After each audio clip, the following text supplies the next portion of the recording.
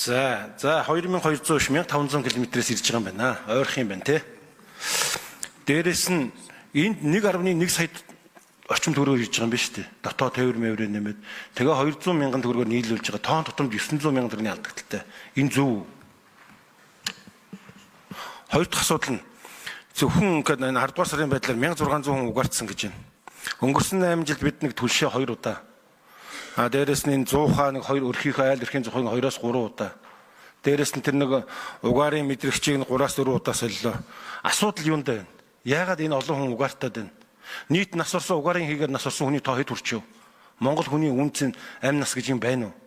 Яг над нэг тоо одоо тодорхой байдлаар байнгын орны хурал дээр нийт өнгөрсөн 8 жилд 12.9 мянган хүн угаарын хийгээр хордсон юм байна. Түүний яг хэдэн нас орсон? 6 номер хариулъя. Амар төвшин дарга. За Ганбаатар гишүүний асуултанд хариулъя. За 2025-аас 2026 оны шилжих өвөл буюу одоо 9 сарын 15-наас хойш нийт эмнэлэгт хүргэжсэн гэсэн үг те. Нийт эмнэлэгт өргөдөж эмчилгээ авсан 269 иргэн байгаа угаартай холбоотойгоор эмнэлэг твтэж эмнэлийн анхан шатны болон дунд шатны үйлчилгээ авсан. За харамсалтайгаар бол 9 иргэн угаартайж бол нас барсан.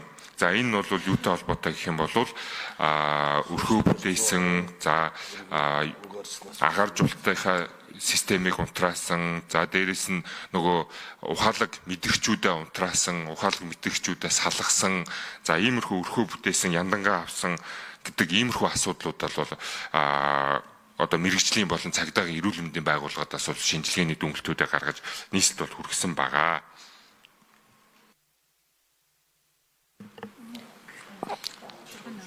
За гүйцэжэрлээ 6 номер.